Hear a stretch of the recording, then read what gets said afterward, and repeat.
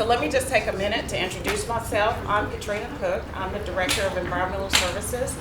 And Environmental Services is responsible for garbage, trash, recycling, all the city's fleet, including fire trucks, garbage trucks, and animal control. So today we're going to spend a lot of time talking about wildlife, especially coyotes and foxes. So we've got some distinguished guests here that I want to introduce. But first, I would like to give a special thanks to our cooperative extension system, Tara Barr, coordinator, who brought some handouts for us. Drew Metzler is not present, but he's our regional extension agent. Krista Weldon is our division manager for animal control, and you'll hear from her today. Next to her is Frankie Walther. He's our animal control officer. And in the back there is our other animal control. She's our senior animal control officer, Michelle Altman. So you'll also hear from Leif Stevens, who's there. Leif is our assistant state director, United States Department of Agriculture, Animal Plant Health Inspection Service, and Wildlife Services. So that's a long title, Leif. Leif has a lot to talk with us. We've enjoyed a partnership with him for a long time. So he's going to give you a lot of the background on coyotes and foxes and the biology and the need for management. We also have Brian Grice. Brian is a wildlife biologist and technical assistance unit at Alabama Division of Wildlife and Fisheries, Freshwater Fisheries. He'll discuss issues in the state of Alabama and share what other communities are doing. Our special guest today we have is Dr. Jim Armstrong, retired professor emeritus from Auburn University and Alabama Extension Wildlife Specialist. Thank you for joining us today, Dr. Armstrong. We also have Becky Richardson, our Parks and Rec Director. And without further ado, I'm going to turn it over to Animal Control. Good morning. Good morning. Glad y'all can make it. It's a nice morning to be out here. All right. Each year, the Animal Control Division filters a number of wildlife-related calls from citizens. As the city grows and the human population increases, it is inevitable that wildlife will continue to become more accustomed to living near humans, and residents will continue to encounter wildlife. The successful management of coyotes and foxes in an urban setting relies on increasing residents' knowledge and understanding of how these animals behave, and making clear how such behavior should be managed to reduce or eliminate conflict. The City of Auburn Animal Control Division assists citizens by providing general species information, recommending tips to avoid conflict, and on a case-by-case basis conduct site visits to identify wildlife damage. So, when Animal Control receives reports of coyotes or foxes, it typically triggers a predictable set of responses ranging from fear and concern to curiosity and fascination. Coyotes, in particular, seem to cause the most alarm. So far this year, Animal Control has received 204 wildlife-related calls, and only 1/3 of those were linked to coyotes and foxes. Of those 74 calls, 54 were of coyote or fox sightings or reports of hearing coyotes. 16 were reports of foxes with sarcoptic mange, and 1 coyote incident reported with a domestic animal. There have been no reports of either foxes or coyotes attempting to attack a human. Countywide, this year, the Lee County Rabies Officer has recorded 395 animal on human bites. None of those bites were inflicted by a coyote or fox. There have been no cases of positive rabies cases in coyotes or foxes. The city monitors reports of coyote and fox behavior in consultation with wildlife experts such as the USDA Wildlife Services and the Alabama Department of Conservation.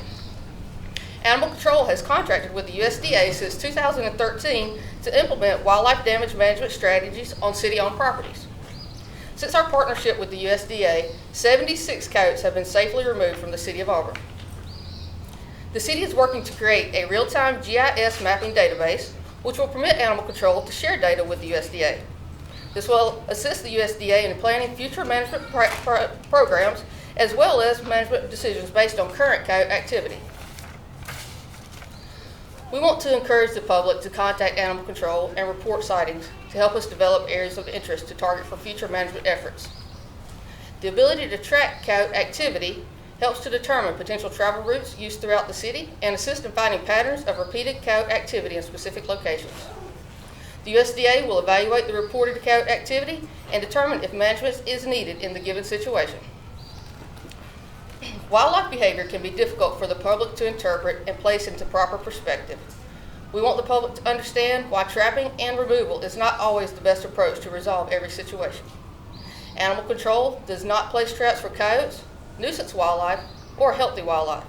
However, we do respond to reports of sick and injured wildlife.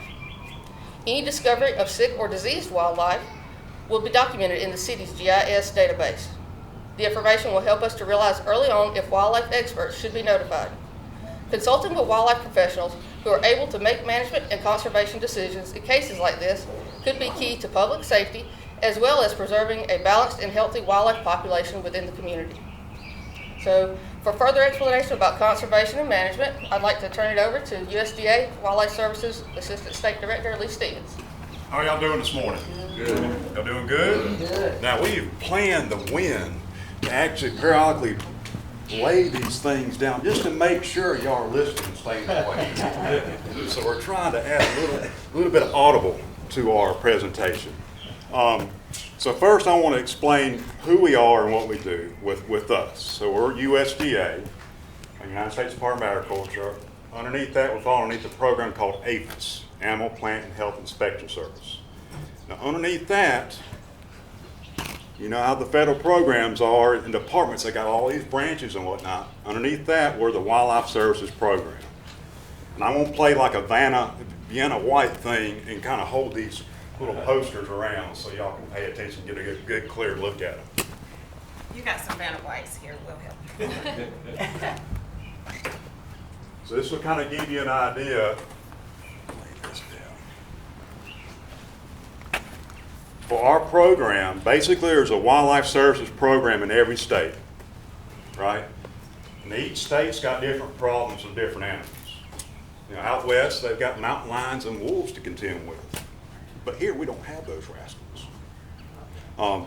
The main species that we deal with on a wildlife damage management basis here in Alabama would be coyotes, old Castor canadensis, which would be your bucky beaver. You know, as you can imagine, beaver can cause a lot of impact, flooding roadways, agriculture fields and things like that.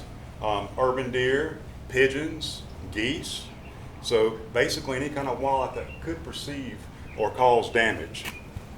Our main role in life is to resolve human and wildlife conflicts. Okay? Trying to create an area where humans and wildlife can coexist peacefully. Now, when we come into a scenario, we're not only taking the human's perspective, we're looking at the wildlife too, right? Because some people, if they, coyotes for instance, they hear coyotes and say, oh my gosh, they're here to steal all my babies, all my little dogs, all my cats. But a lot of times it's education and letting people know that, hey, you're in a rural area, you'll hear them from time to time. Different times of the year, they're going to be a lot more vocal. Different times of the year, they're going to be dispersing. So you're going to see them more. So education plays a big role in resolving human and wildlife conflicts. Our program is a little bit different. We cover Alabama and also the Caribbean, the U.S. territories, Puerto Rico, and the Virgin Islands. So as you can imagine, the critters in Alabama are way different than the critters in Puerto Rico and in the Virgin Islands. We got total about 60 employees. In Alabama, about 47, 48, in and around the state of Alabama. Our state office is here in Auburn, so that's where I reside. Any questions, comments? Zero. It's about time for the wind to kick up again and flop something else. Do you get to travel too? We do, yes, sir, yeah. Our program basically protects 4 different categories. 4 broad categories. One's agriculture, and as you can imagine, wildlife can impact agriculture, right? Predation to sheep from coyotes, wolves, or whatnot. Pigs, wild hogs, right? They can impact a farmer's field. The next broad category is property. We protect property. As you can imagine, again, wildlife can impact property. Whether it's bears tipping over trash cans, tearing up somebody's garage door to trying to get food, or woodpeckers on siding, vultures on top of a roof, picking up shingles, picking at shingles. So there's a lot of different scenarios where wildlife can impact property. Natural resources. This is kind of the realm of protecting threatened endangered species. So we do a fair bit of work down on the coast to protect nesting shorebirds and the Alabama beach mouse from coyotes that are coming in, predating on shorebird eggs, and the beach mouse. So we do a lot of protection of natural resources. The last thing is human health and safety, and that's kind of a broad category too. One big thing is airports. We do work in Alabama on 9 airports, nationally about 700. Why would we want to do work on airports? Well, airports are travel corridor for people, right? So if an engine or plane's coming into an airfield landing and they hit a bunch of geese, that plane goes down, that's a human health and safety risk. You remember the miracle on the Hudson? Canada geese, engines, went down the river. That's no good. So that's what we try to do, is manage for species on these airports. All right. So how do we do it? We provide 2 essential services. One's technical assistance, doing something like this here, handling phone calls, people that have problems. We give them recommendations on how to resolve problems, making site visits, seeing what the issue is, giving the homeowner or entity recommendations on how to resolve their problems. And then the second broad category is operational control, and that's when we get our fingernails dirty. That's when we implement a wildlife damage management strategy, depending on what kind of wildlife that's causing problems. All right, we're here today to talk about coyotes, right? For the most part.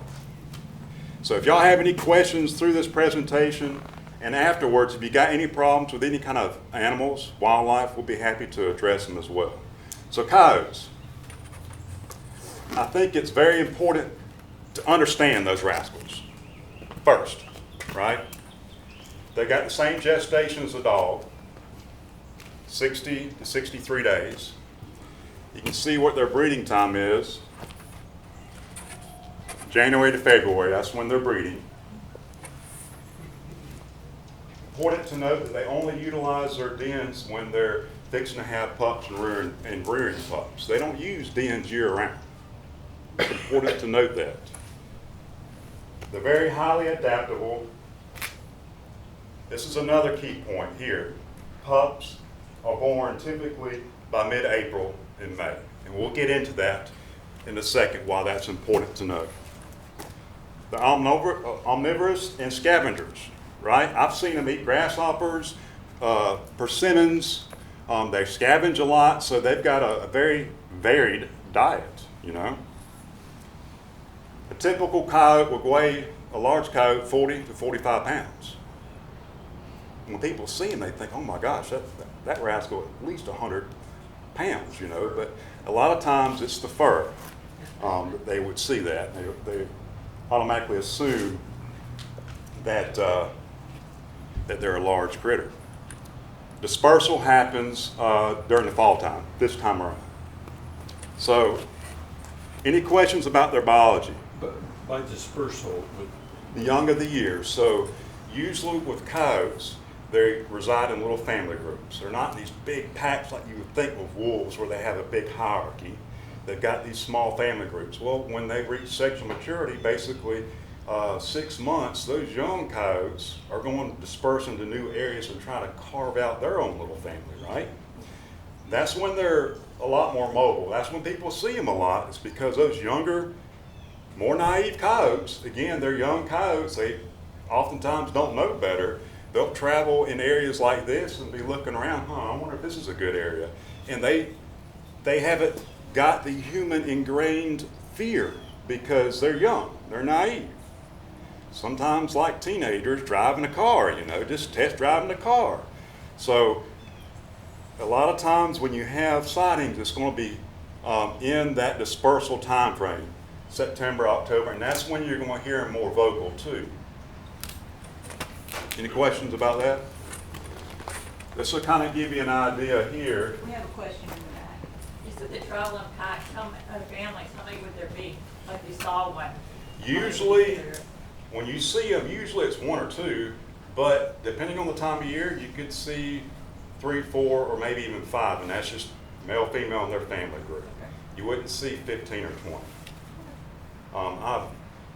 I've rarely seen more than 3 or 4 at a time, and typically it's just 1 or 2.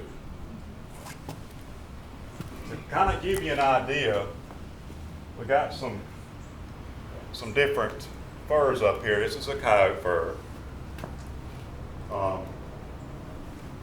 It's important to note that they do come in different colors, right? Depending on where they're caught at. There's a melanistic phase too, black color. So they can get slightly different colorations. And research has shown these colorations are more predominant in urban areas. And we've actually done a lot of genetic testing on these other colored melanistic coyotes. And the genetics has come back 80% coyote, a small percent red wolf, a small percent domestic dog, which is encouraging a more off-colored coyote. As a reference, this is when people see coyotes, they think they see this. This is a gray wolf, much larger critter. And it's, people got a bad perception sometimes when they see, and this is from movies and whatnot, that have wolves and reside in packs. When they see coyote, they automatically think wolf, because in some of these movies, they paint a bad picture of wolves, you know, and then automatically assume, oh my gosh, the pack is here, and it's going to take everything away from me. But you can see the size difference there. I'll hold them up next to each other.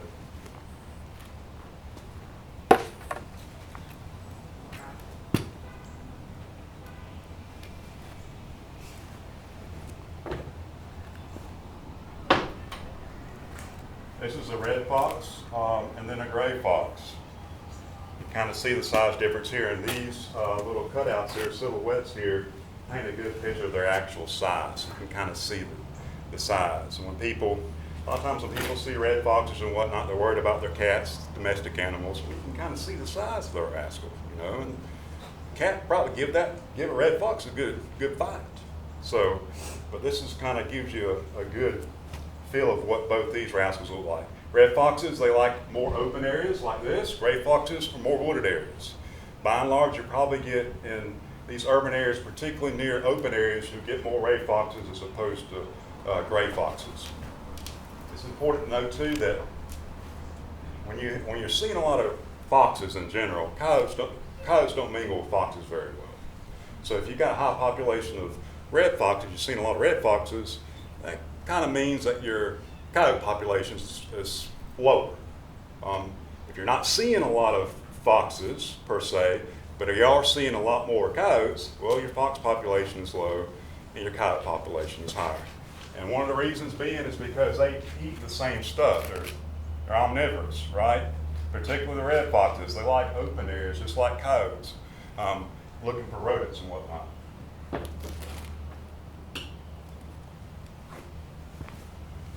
All right. There's oftentimes been murmur that the old federal government, in their infinite wisdom, has brought coyotes to this area way back when. And this actually demonstrates the migration in the first documented sightings of coyotes in the east. So you can kind of see how it's expanded from the west to the actual east. It wasn't somebody plucking and dropping them in.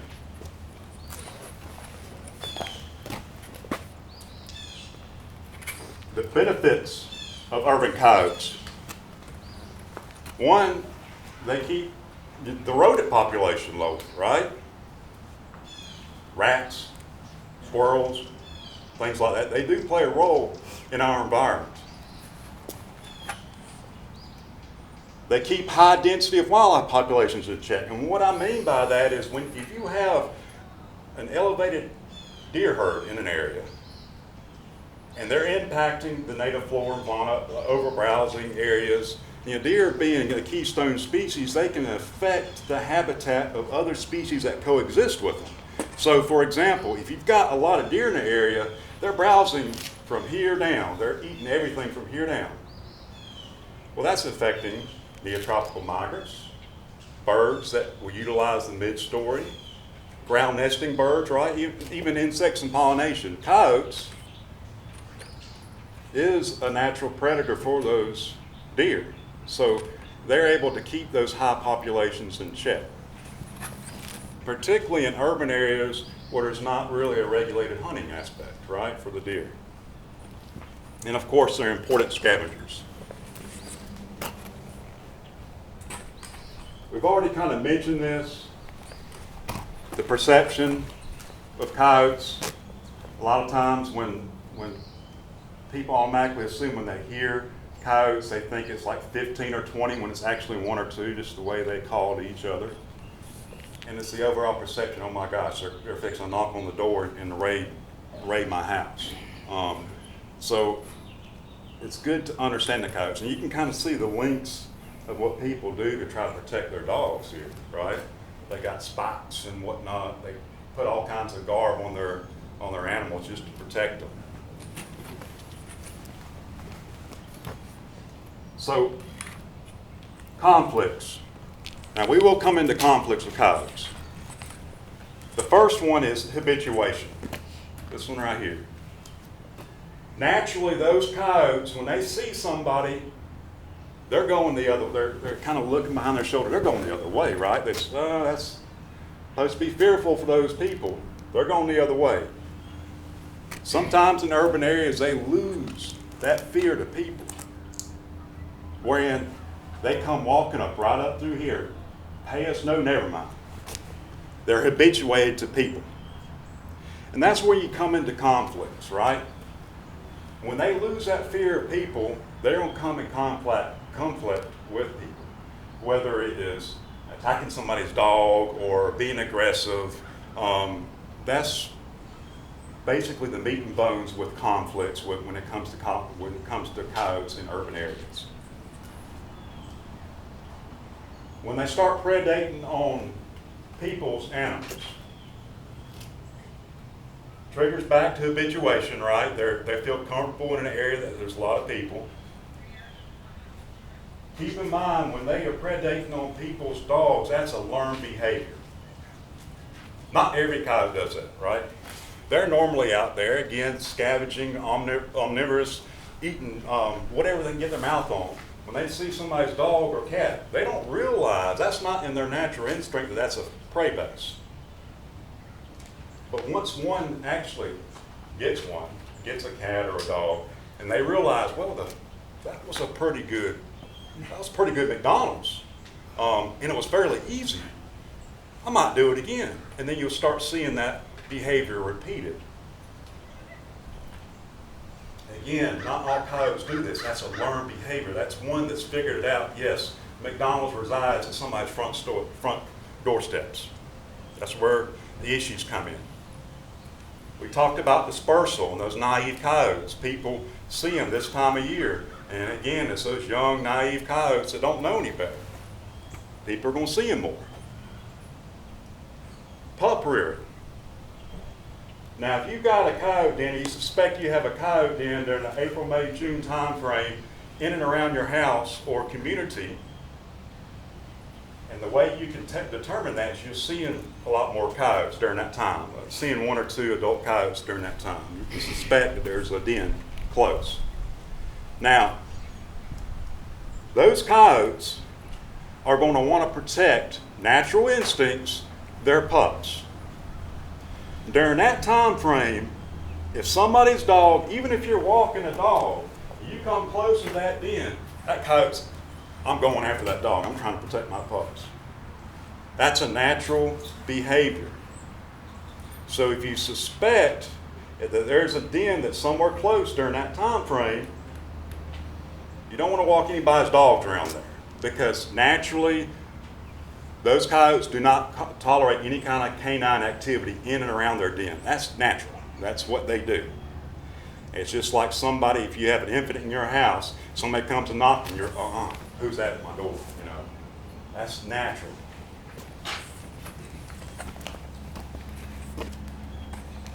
So to try to do conflict management to discourage the habituation and visually seeing coyotes from time to time, obviously there's a few things that you can do. One is, eliminate the wildlife feeder, right?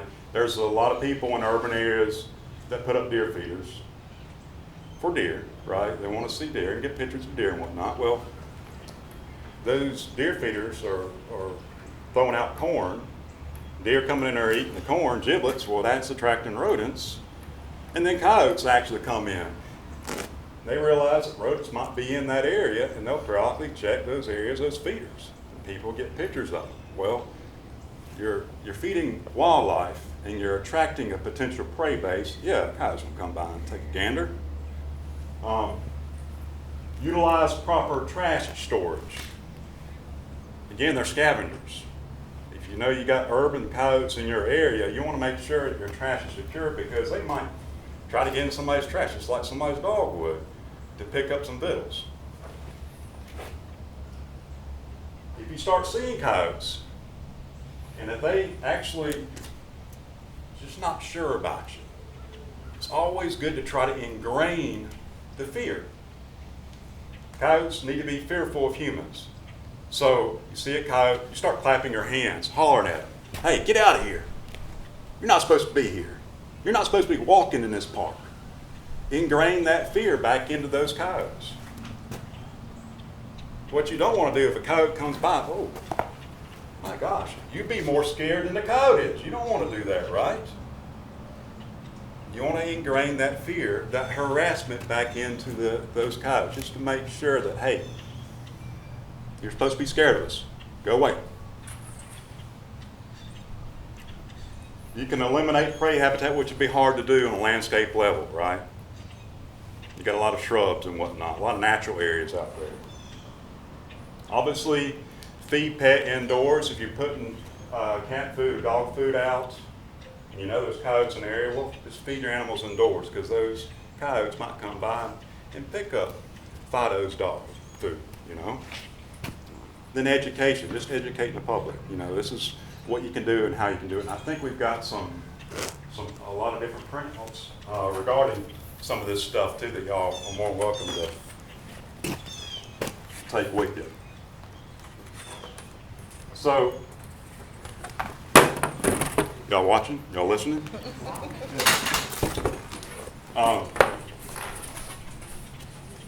Removal. Where does removal come into play? So again, when we come into each scenario is going to be different. We try to look at the animal's perspective and the human's perspective and try to find a good medium line in resolving the conflict. When you start seeing a lot of pets being gone, that learned behavior, right? Coyote learns that they can start killing cats and dogs. You got a problem, right? It's going to be hard to break that behavior once they've established it. If you got one or two coyotes, they're doing that. So that, in my opinion, and what we would recommend, that would be when you want to start conducting a removal and try to target those particular animals. When you start seeing aggressive behavior, habituation, they start being aggressive to people, or they don't run away when you see them. You can actually approach them. That will be of concern. We want to actually start an actual wildlife damage management strategy against those rascals, whether it's in the form of harassment or removal. And again, we talked about the habituation of coyotes. Is there any questions about the removal aspect? And there's a couple different ways for us in our program that we would do the removal aspect, and I brought some traps here. By and large, we would utilize foothold traps in urban areas. And we can get into this after a while, but this is the size of trap. You know, when people think traps, they think the big bear tooth trap. But this is the type of traps that we utilize when we're catching and doing coyote management. And there's different types of jaws. This will be considered a soft catch trap.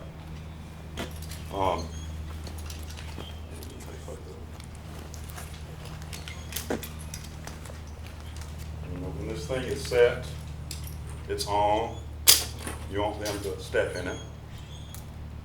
The biggest thing with traps like this, if people don't know how to operate these traps and they're trying to pull something out, that's when you're going to start causing damage to an animal if you don't know how to operate it.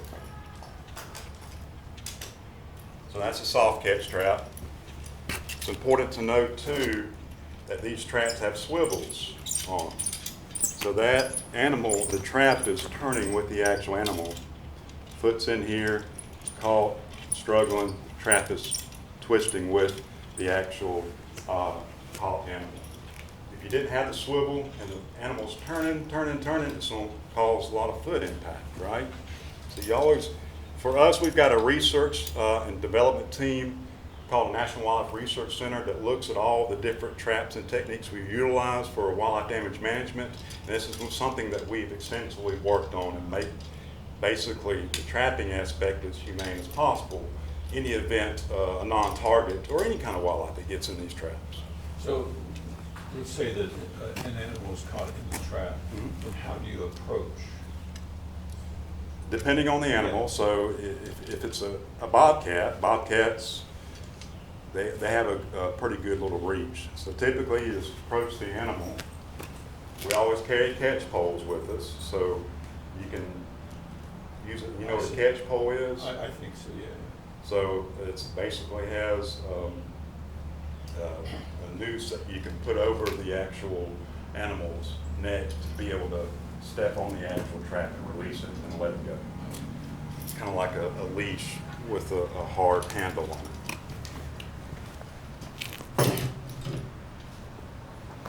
Any questions? That's kind of all I had. A big question that we always get is, okay, why should you remove them if more come back in, right? You open up a potential habitat and more coyotes could come back in. And again, it's kind of the good neighbor, bad neighbor aspect, right? So if you've been in an area and you had this neighbor that just left, just moved out, you know, great neighbor, good friendships with, friendships of a lifetime. In the back of your mind, you're thinking, okay, man, I hope the next new neighbor is just like that one. But your next new neighbor just trashes the place. Bad neighbor, right? It's the good neighbor, bad neighbor aspect, the good coyote, bad coyote aspect. You're removing the coyote that's causing the conflict, and the new coyotes that come in, they're not going to be habituated. They're not going to have that learned behavior. They're not going to be causing conflicts, right? So does that make sense? The good versus bad? Yeah, more coyotes will come back in, but it'll be the good coyotes that haven't got to the level where they're habituated, they've got that learned behavior, or they're potentially predating on animals. Lee, is the inverse of that true too? If you got a coyote in there that you see that's not causing you any problems, would you leave it as opposed to taking it out? Exactly, yeah. I mean, if it's not causing any problems, periodically you see one just skirting the edge here, they're in the middle of the day. No, they ain't got rabies. A lot of times people, when they see wildlife, and it depends on the time of year, they see a raccoon or a fox or a coyote, middle of the day, oh my gosh, rabies, that coyote might be dispersing. You know, so having just visually seen them or hearing them, if they're not causing direct conflicts, that learned behavior, habituation, coming up and grabbing both brochures off the table, if they're not doing any of that, let them let them be. They, again, play an important role in our ecosystem. Yes, ma'am. If you're backed up against a green space or utility area that's got acres and acres, you're staying actually on the pavement within the neighborhood. Would they come out with walking the dog, and would it be more prevalent like at dawn or dusk? Yeah, they're going to have a tendency to move more at dawn and dusk. Time of year, remember the pup rearing time frame. So if you happen to see or hear coyotes on a daily basis when they're having pups, April, May, June time frame, then I'll be cautious of walking the dog because of the potential den, or it might be a den somewhere close. It doesn't matter if they're habituated or not, that's their natural instinct. If they see somebody's dog, they're going to try to go after it. And the fact that Even if you're, even if it's on even if you're in the neighborhood removed, but say or the sidewalk, you know, the road goes through this. yes, ma'am. Even if, Still. it depends on how close, if it's a den, and depending on how close it is, if you suspect a den several hundred yards off, you don't have any problem with it. But if it's somewhere close, then I'll be hesitant of walking the dog during that time of year. And we actually, out west, we help out a lot of agriculture producers when they're getting a lot of predation from coyotes coming in, affecting lambs. In those known areas where we got dens, we'd actually utilize decoy dogs. Send a decoy dog, just a regular dog out close to the den, coyote sees that dog and starts running after it, and we're here to take that actual animal. They're just chasing that dog back, getting them away from the den, or attacking them.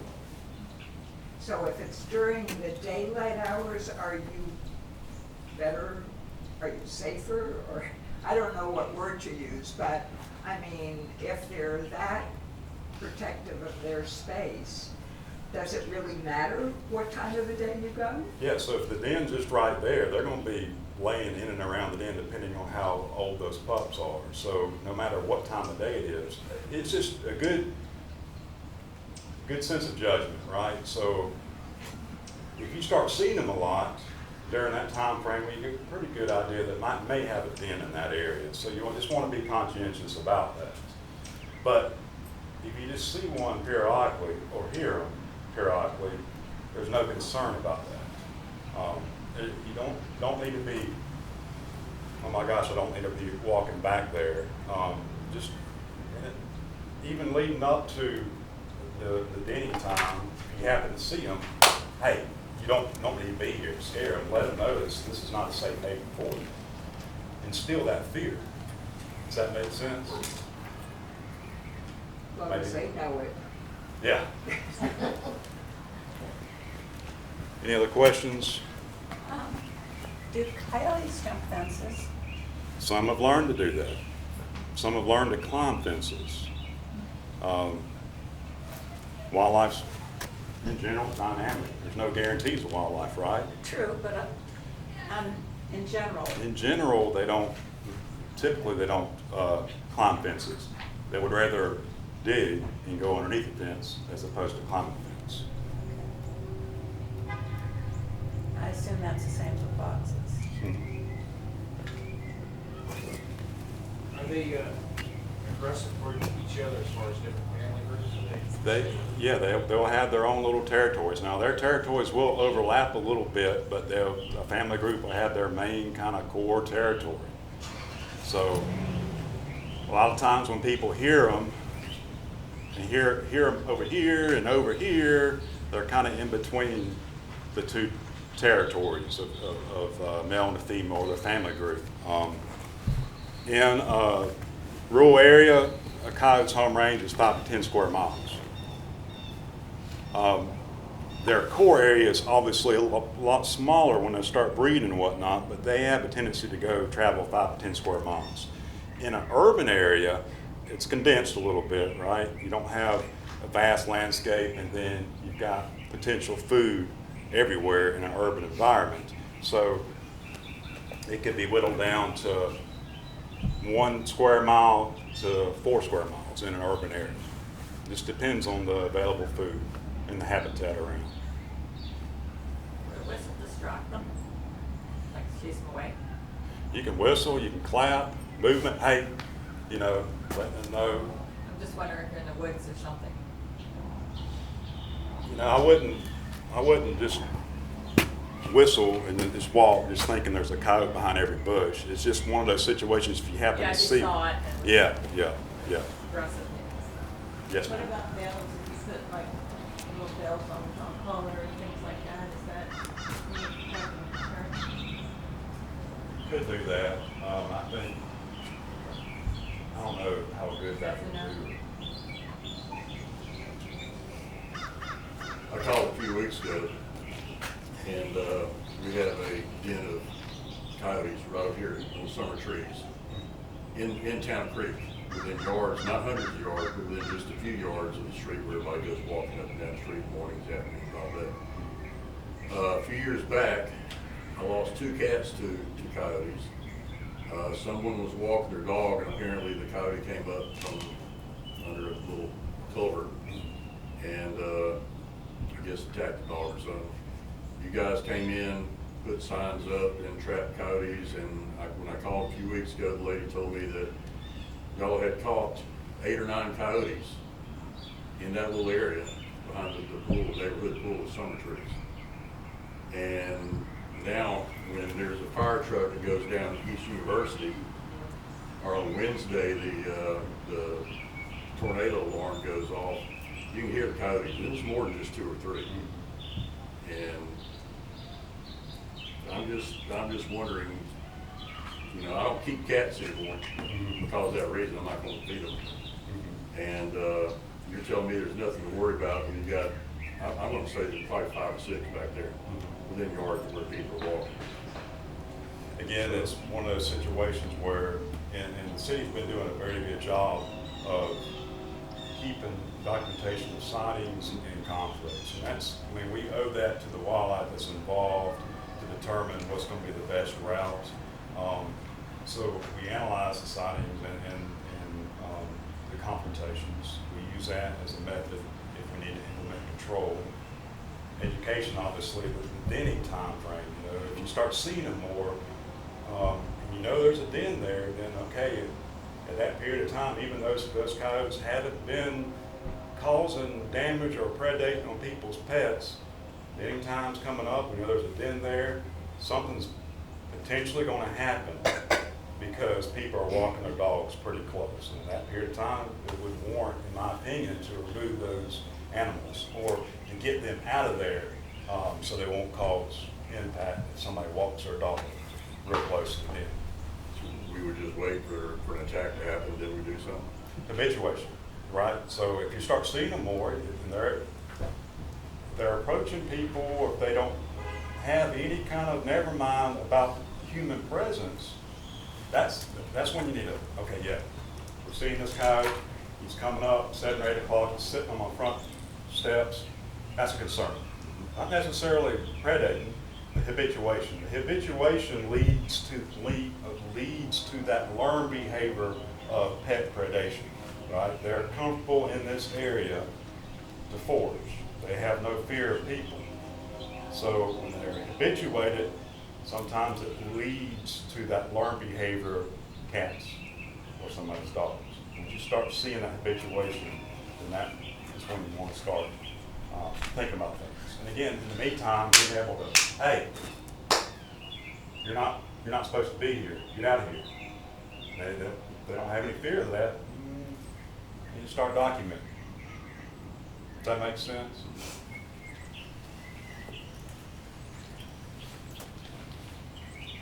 Any other questions, comments, or answers? I don't know if y'all, what's the next? Brian? All right. Yeah. Brian, you're up. Very interesting. Well, good morning, everybody. Appreciate y'all coming out, man. This is a great morning. This time of year, I was telling Leaf that I wake up. So I'm not a big proponent for the big warm weather. I like the cool weather. It's when our agency gets started. So glad to see everybody out here. Thank y'all, Krista and them, for inviting us to be a part. I'm just going to kind of build on what Leaf spoke to us about. Excellent job too, man. That was awesome. Kind of getting a snapshot of what these interactions look like. We get to deal with this, our department, and I'll just tell you, we're kind of like what he described. We're a division within a department, a section within a division within a department, so it kind of breaks down. But we are the Division of Wildlife and Freshwater Fisheries. We're part of the Department of Conservation and Natural Resources, and we're a wildlife section. But a lot of you may know us through like the game wardens, for instance. So we're the same division as them. We just have multiple sections, so law enforcement and wildlife.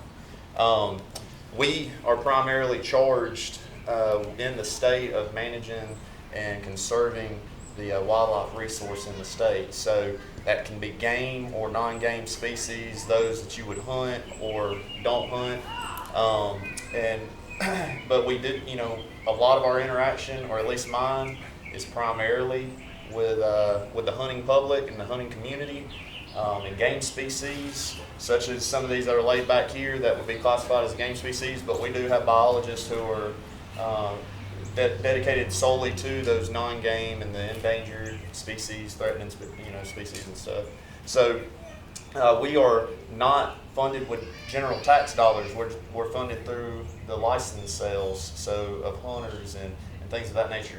If you like to fish and you buy a fishing license, we're funded through those means. So just letting you know that in case you were ever looking for a way to, how can I help? That's the best way to help. We receive a lot of calls every year. I would say probably easily across the state, 67 counties, probably thousands of calls every year with these kinds of issues. Most of it is across our state's going to be just sightings.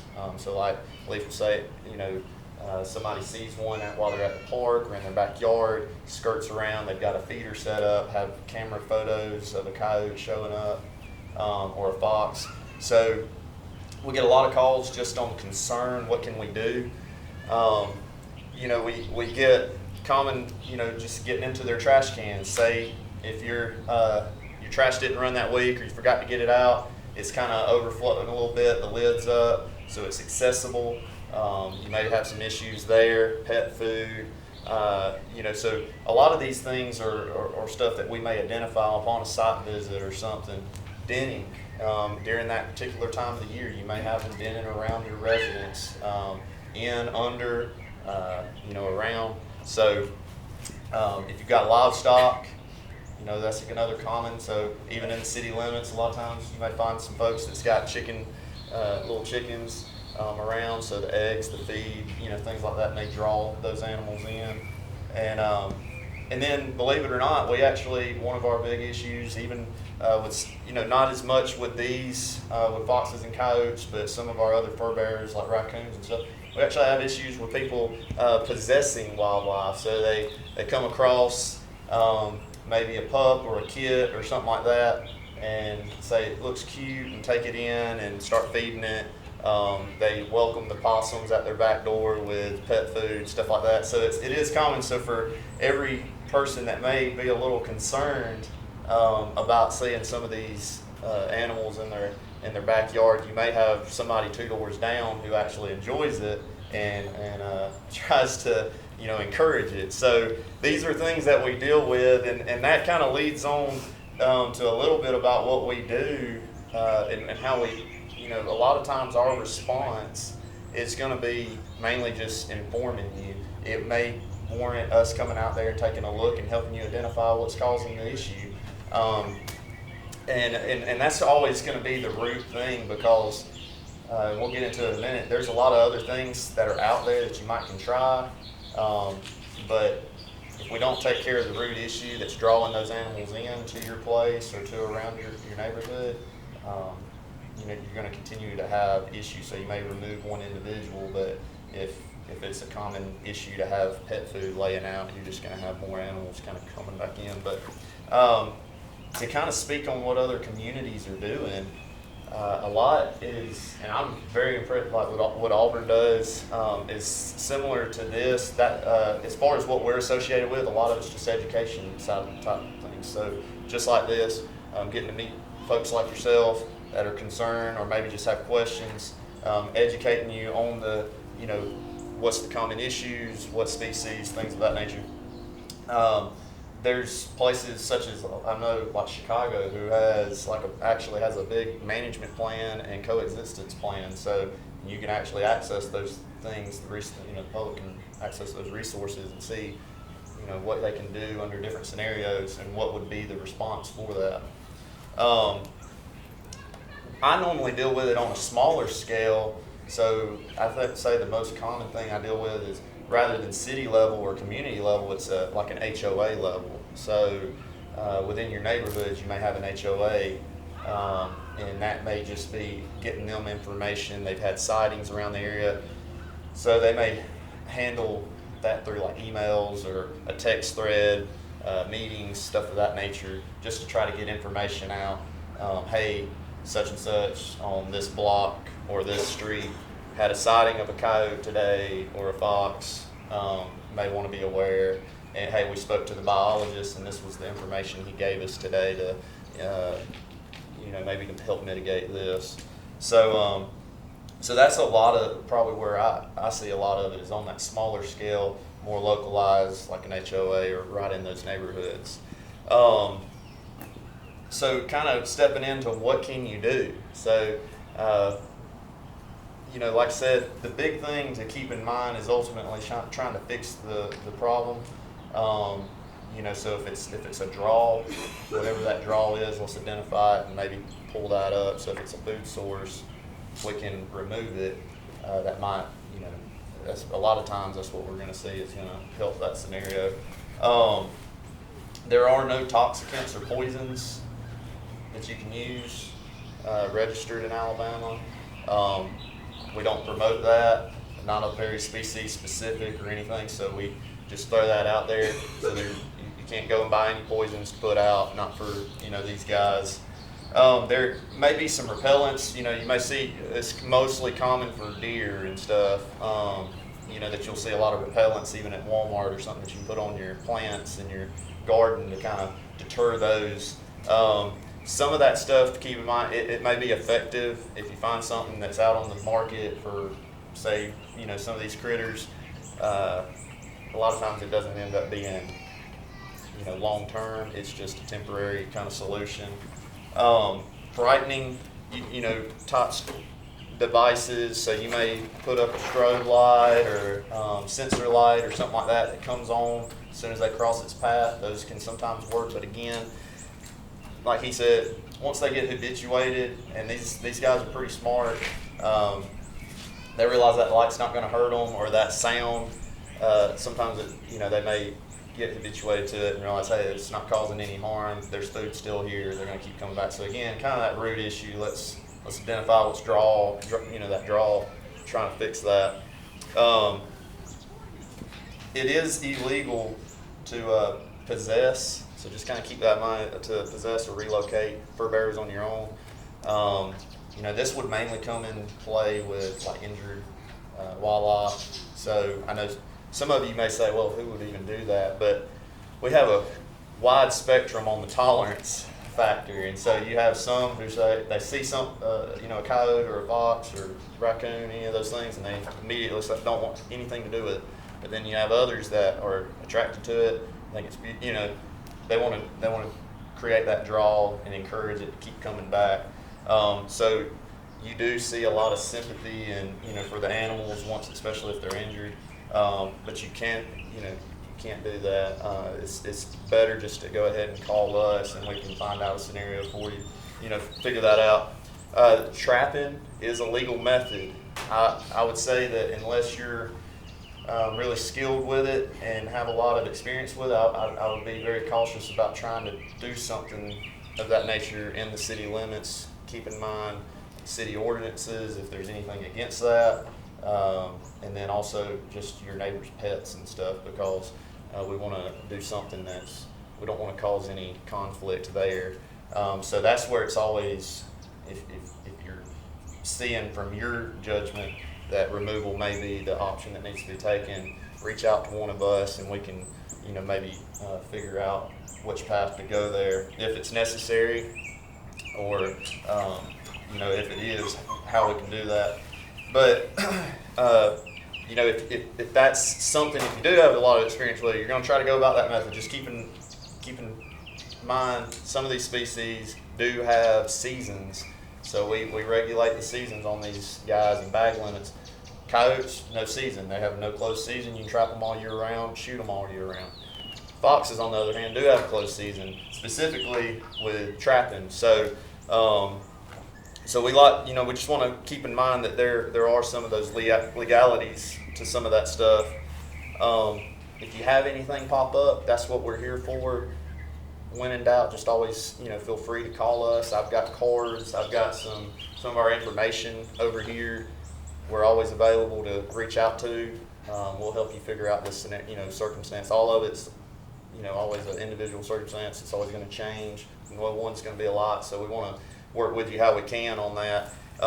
If it's injured or anything of that nature, don't try to handle the wildlife yourself. Like I said, just call us, first, Leaf, whoever you can get in touch with and have contact for. The biggest thing is that we're going to have a different response based on whether you've had physical contact or a pet's had physical contact with one of these animals or not. So some of these species are rabies vectors, but then a lot of them just carry some nasty parasites and diseases and things that may be transmittable to you or may be transmittable to your pet. So we just want to kind of, like I said, our response is going to be based, we're going to say, hey, you got any contact with the animal, or has it just been in the side of your yard all day?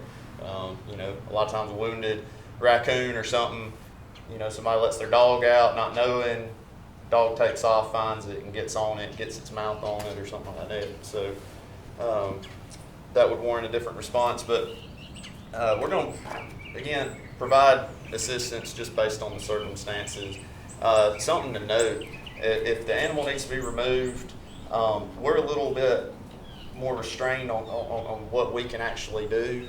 Most of it's going to be informational based, and then pointing you to, if removal is warranted, pointing you to somebody who can do that. There are circumstances where an immediate response is required, and we'll jump out there and help you with that. But we have available to y'all is what we call our nuisance wildlife control operators. And so this is actually a pretty good business that we have a lot of folks around the state that are permitted by our department to go out and do handle these wildlife legally. So they can actually remove the animals. It doesn't always mean that it's going to be euthanized or dispatched or anything of that nature. That's what that permit's for. If they deem that this animal isn't, say a possum or something like that, they're not worried about rabies or any, as much, they may take it and actually, can take it down the road and release it. They just got some constraints on them, like can't cross major rivers or streams, county lines, things like that. But so it does open up the door for some possibilities. So keep in mind, if you've got a problem, we do have a whole list of folks on our website that we can point you to that is county specific, and you can kind of call through and get your quotes. We're not guaranteeing their services are going to be great. We're not guaranteeing that they're going to give you the best price. We're just saying they're permitted to do what they do. If it is injured, it doesn't always necessarily have to end up in dispatching or euthanasia or anything. We do have rehabbers who are permitted throughout the state. If you call us with one of these calls, we can point you to a rehabber who may have the space to take one in. Just depending on the species it is. So we do have options. That's the biggest thing, is just wanting to let y'all know about that. So I'll just end it, to reference all of this stuff, you can go to outdooralabama.com. We've got a little search box up there. If you just type in nuisance, animal control, it'll bring up everything I've pretty much spoke about. It'll give you our contact info, how to touch base with us. You can find that list of nuisance control operators, but again, rehabbers as well. You can just type rehabbers into that. I do want to make you aware, since we are talking about some traps and stuff as well, we do host trapping workshops that start this time of year. So if you're interested, or you got, some family that's interested, we do host several of these. I think we've got 9 planned around the state so far. For different dates, they're a 1.5 day period. You're welcome to come out, and we're going to show you a lot on trapping, but you're also going to kind of get a big in-depth on fur bearer management, the history of trapping, all these kinds of things, and learn how to do it yourself. So I would say, has anybody got any questions or kind of run through that? All right. Wonderful. Thank Cool. you, Brian. Thank you. Appreciate it. So I'm glad you guys got a chance to hear from Animal Control, from USDA, from the state. Do y'all want to partake in some of these handouts that are here? You're welcome to get whatever you want. And once again, I appreciate you mentioning that incident that happened on summer trees, because that kind of led to us developing a coyote management program and our partnership with USDA, and trying to eliminate scenarios like that and try to see what we can do to help with the human and the animal element. That's what we're here for. So if you guys have any issues, feel free to give us a holler. Thank you. Thank you. Thank you.